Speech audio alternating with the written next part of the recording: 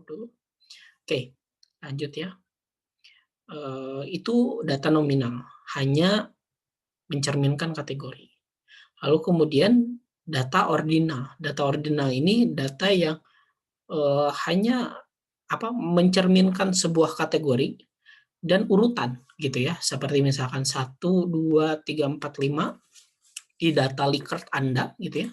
Di data Likert Anda kan ada setuju, sangat setuju, tidak setuju dan sebagainya gitu ya. Nah, itu datanya ordinal karena pertama itu maknanya kategori gitu ya, kategori sangat tidak setuju sampai sangat setuju gitu. Angkanya pun dari 1, 2, 3, 4, 5 kan begitu ya. Anda pakai gitu. Dan itu mencerminkan urutan. Jadi kalau misalkan nilai sangat setuju itu lebih tinggi daripada tidak setuju. Misalkan seperti itu. Atau dibalik dalam kasus unfavorable. Sangat setuju lebih tinggi daripada setuju saja. Gitu. Mencerminkan urutan. Tapi meskipun mencerminkan urutan, jarak antara tidak setuju ke setuju, terus kemudian dari jarak dari setuju ke sangat setuju, itu tidak tetap jaraknya. Beda kalau misalkan eh, seperti di penggaris gitu ya, penggaris 1 senti ke 2 senti jaraknya sama seperti 2 senti ke 3 senti kan.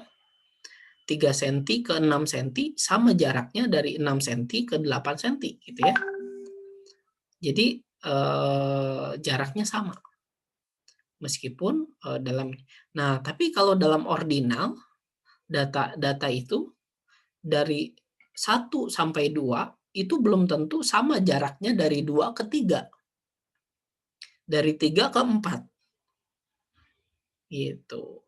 Sedangkan misalkan ya itu hanya berurutan lebih tinggi gitu ya. Sangat setuju itu lebih tinggi daripada setuju, tapi dari setuju ke sangat setuju itu belum tentu sama jaraknya dari netral ke setuju misalkan. Yang semestinya sama.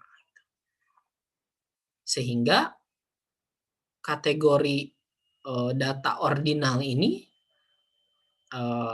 tidak mencerminkan jarak yang sama gitu.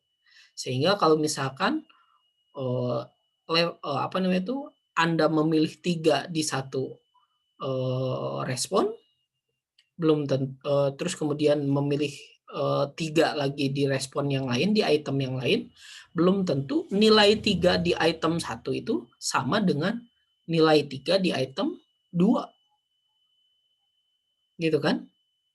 Paham ya sampai sini? Jadi kalau misalkan ada orang memilih misalkan apakah Anda merasa tertekan misalkan, atau saya merasa tertekan setiap hari misalkan. Lalu kemudian seseorang memilih setuju. Orang yang lain memilih juga setuju. Tapi kadar stres, kadar tekanan setuju dari subjek yang pertama dengan subjek yang kedua meskipun sama-sama memilih 4, memilih kategori setuju, tapi kadarnya tidak sama meskipun angkanya sama. Itulah nilai ordinal. Sehingga tidak bisa dong langsung dijumlahkan antara 3 di subjek 1 dengan 3 di subjek yang lain. Seperti misalkan memilih 3 lalu kemudian memilih 4 gitu ya, sama dengan skornya 7.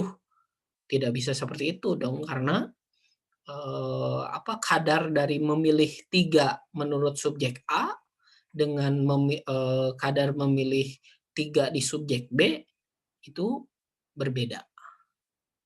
Gitu. Paham ya sampai sini bahwa data itu sehingga data yang digunakan itu minimal interval gitu ya. minimal jaraknya tetap, jaraknya sama. Itu meskipun tidak dimulai dari angka yang sama, tapi jaraknya yang sama. Gitu. Dan begitupun kalau misalkan data-data skala yang akan Anda analisis gitu. Perlu ditransformasi menjadi data interval. Kenapa? Karena seperti halnya aplikasi-aplikasi seperti uji reliabilitas, lalu uji statistik yang lainnya gitu ya, uji korelasi dan sebagainya, itu kan terkait dengan penjumlahan matematis gitu. Sedangkan data ordinal itu tidak dapat dikenai operasi matematis gitu. Data ordinal itu tidak bisa dikenai operasi, tidak bisa dijumlahkan secara langsung gitu. Beda dengan interval. Kalau interval misalkan 2 tambah 2 ya sebenarnya 4 gitu. Tapi kalau data ordinal 2 tambah 2 belum tentu 4. Seperti itu ya datanya. Jadi data itu harus interval. Atau bahkan mungkin nantinya akan dijadikan rasio gitu ya, meskipun ini ya tidak apa namanya itu hanya transformasi saja, tapi bukan berarti rasio. Saya harap Anda memahami konsep yang ini gitu ya, bahwa kuncinya bahwa data ordinal itu tidak bisa dijumlahkan secara langsung atau tidak dapat dikenai operasi matematik.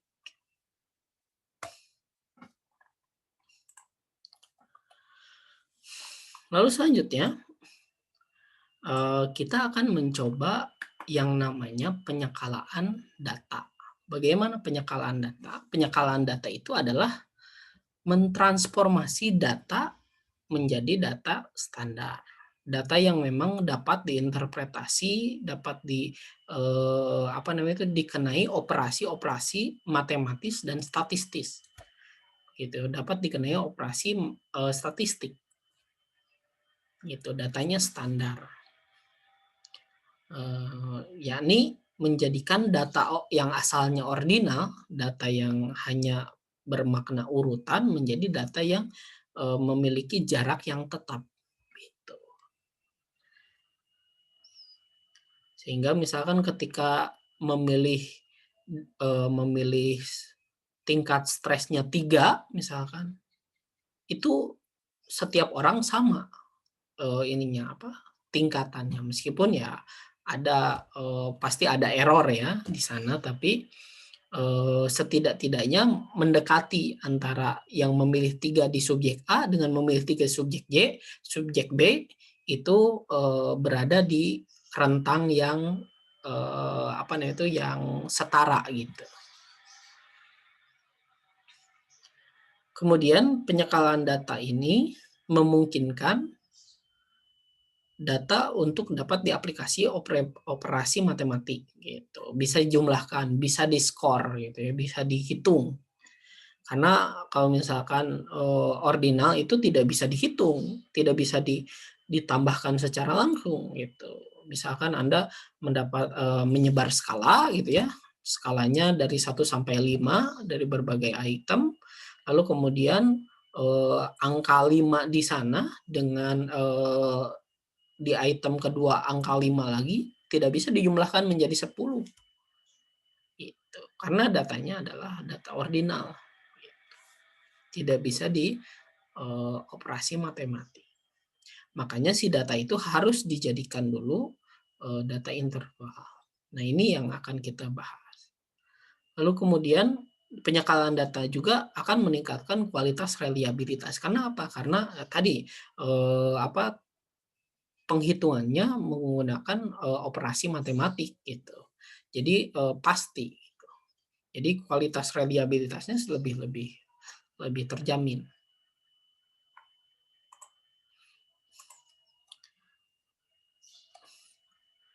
Nah, cara yang populer digunakan dalam proses penyekalaan data adalah menggunakan metode summated ratings gitu ya, summated ratings. Jadi apa namanya itu dilakukan operasi summated ratings ini gitu. Apa yang dilakukan melalui metode ini yakni pertama dari setiap item di apa namanya itu dihitung frekuensi memilih salah satu opsi jawabannya. Misalkan yang memilih sangat tidak setuju gitu ya. Kalau misalkan bentuk skala Anda itu sangat tidak setuju, netral, setuju, dan sangat setuju. Gitu ya. Lalu kemudian metode summated ratings ini adalah pertama Anda lakukan berapa yang memilih sangat tidak setuju di item tersebut. Misalkan yang memilih sangat tidak setuju itu 5. Lalu kemudian yang memilih tidak setuju ada 10 misalkan. Yang memilih netral ada 15. Yang memilih setuju ada 30. Yang memilih sangat setuju ada 15, misalkan seperti itu. Nah, kemudian Anda cari proporsinya. Gitu, proporsinya. Proporsi ini adalah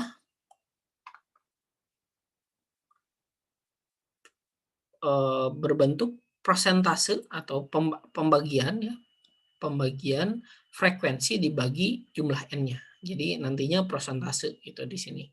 Seperti misalkan dari tadi yang menjawab sangat tidak setuju ada 10 orang misalkan, respondennya ada 100 misalkan, berarti 10 dibagi 100 gitu, sama dengan 0,1 misalkan, seperti itu, atau 0,10. Yang menjawab tidak setuju ada 20 misalkan, 20 dari jumlah 100 orang misalkan, 20/100 seperti itu proporsinya. Lalu kemudian proporsi yang ketiga yang harus dicari adalah proporsi kumulatif. Proporsi kumulatif itu apa? Proporsi kumulatif adalah penjumlahan dari jumlah proporsi-proporsi di sini gitu. Sehingga misalkan tadi 10 ini 0,10 misalkan, ini 0,20 gitu ya. Jadi di sini 0,10 dan 0,30. Nah, nantilah kita lakukan simulasinya. Tapi saya jelaskan dulu, ini proporsi kumulatif ini adalah kumulasi dari proporsi gitu. Dijumlahkan proporsinya. Lalu kemudian titik tengah. Nah, yang keempat yang harus dicari adalah titik tengah atau titik tengah proporsi kumulatif, Titik tengah proporsi kumulatif ini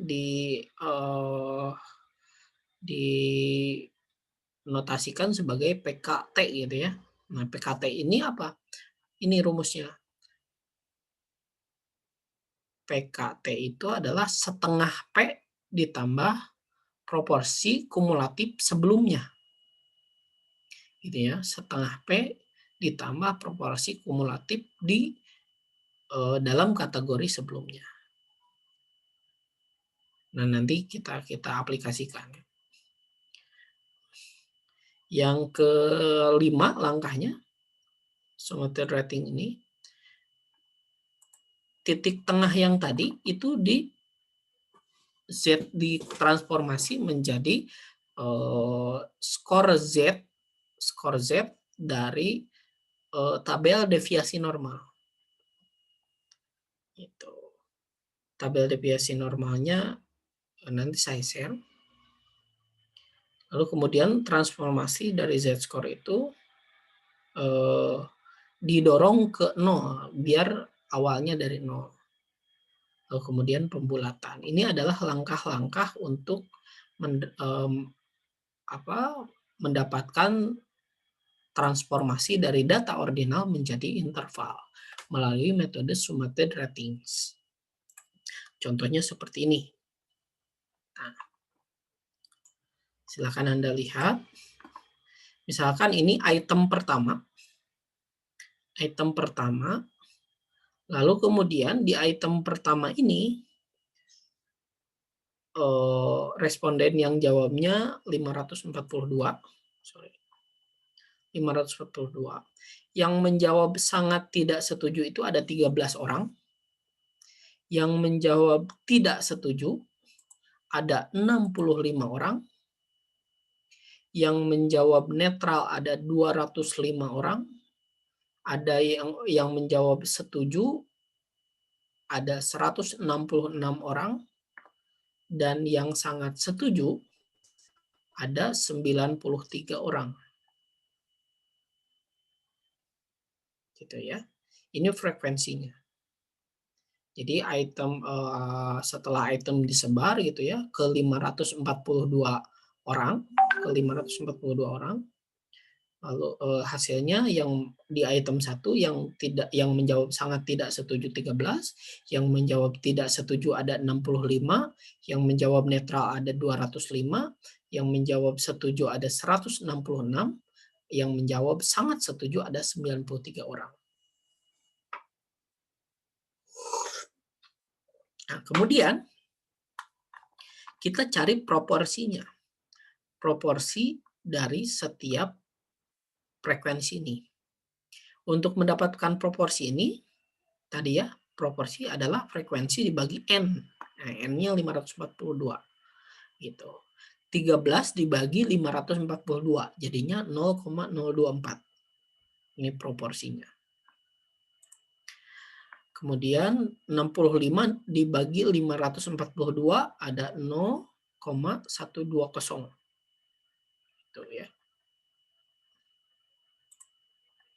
Biar tidak. Nah, ini ya. 13 sorry.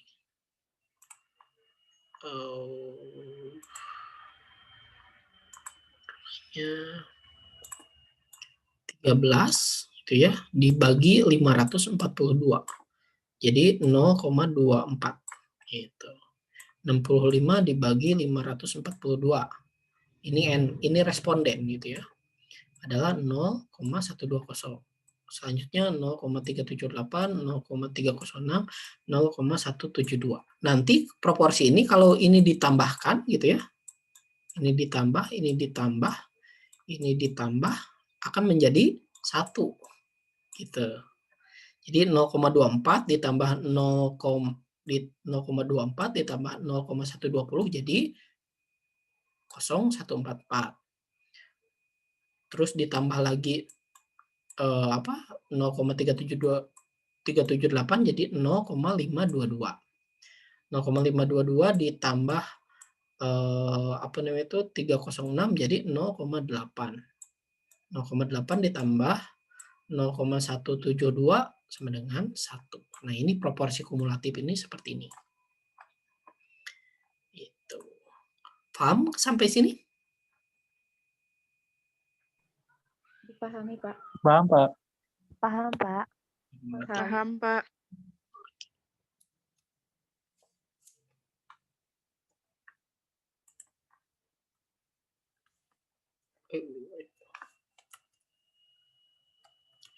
Mana sih? Oke, kita lanjut ya.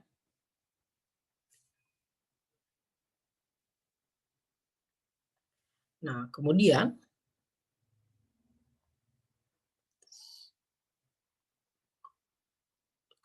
ya untuk setelah proporsi kumulatif yang dicari adalah PKT gitu ya, PKT atau titik tengah dari proporsi kumulatif. Titik tengah dari proporsi kumulatif adalah proporsi kumulatif dibagi 2 gitu ya, dibagi 2. atau 0,5 atau setengah P gitu ya, setengah P ditambah proporsi kumulatif sebelumnya. Gitu. Kalau ini apa namanya itu 0,24 dibagi 2 0,12 belum ditambah PKB-nya. Kenapa? Karena di sini belum ada.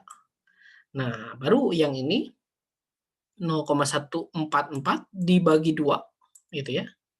Dibagi 2 kemudian ditambah ini ditambah 0,024 gitu. Jadi 0,84. Paham nggak? Saya clear.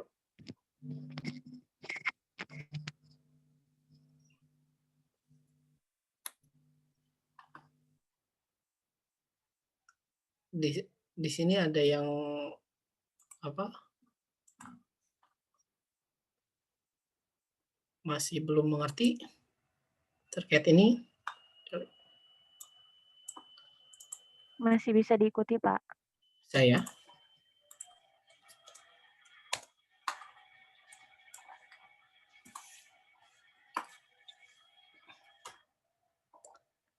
Gimana sih tadi yang oh ya.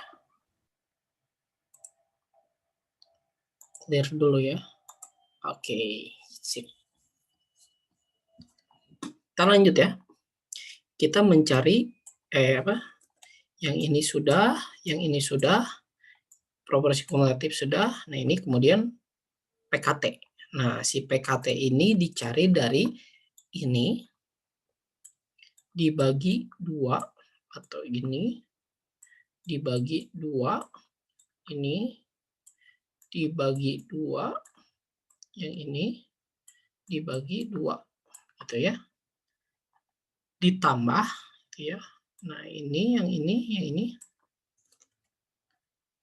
hasilnya ditambahkan proporsi kumulatif yang di sebelumnya gitu. Kalau misalkan yang ini tidak ada proporsi kumulatifnya karena belum ada. Kalau yang ini proporsi kumulatifnya yang ini. Yang ini proporsi kumulatif PKB-nya yang ini. Yang ini proporsi kumulatifnya yang ini. Yang ini proporsi kumulatifnya yang ini. Paham ya? PKB-nya. Jadi 0,24 dibagi 2 0,12, 0,144 dibagi 2 ditambahkan ini ditambahkan proporsi kumulatif sebelumnya. Yaitu jadinya 0,084. 0,522 dibagi 2 lalu ditambahkan 0,144. Jadi 0,333. 0,8228 dibagi 2 ditambahkan 0,522 jadilah 0,675 gitu. 1 dibagi 2 ditambahkan ini 0,878 jadinya 0,91. Nah, itu adalah cara untuk mendapatkan proporsi kumulatif tengah. Gitu ya, titik tengah dari proporsi kumulatifnya. Nah, lanjut ya. Setelah kita mendapat PKT ini,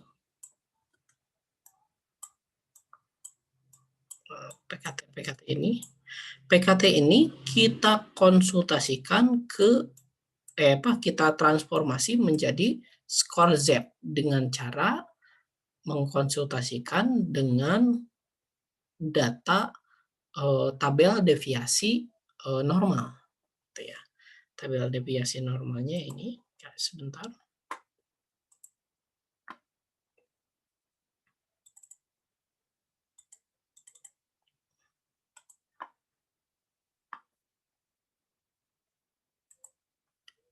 Saya ini dulu.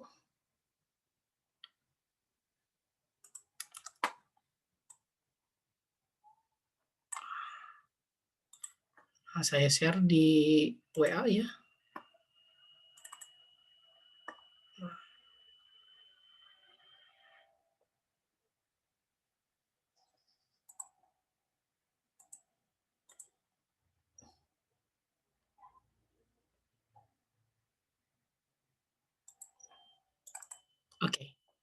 Ini adalah tabel deviasi normal.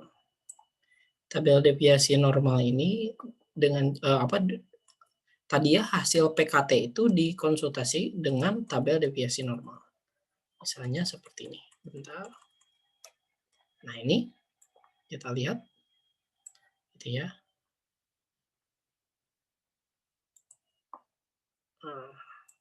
Titik PKT-nya kan 0,012 ya. Bagaimana ditransformasikan ke dalam Z gitu ya. Yakni dengan cara mencari di sini. Gitu ya. Anda lihat ya. 0,012. Yakni 0,0 gitu ya. 0,01 0,012 adalah 2,257.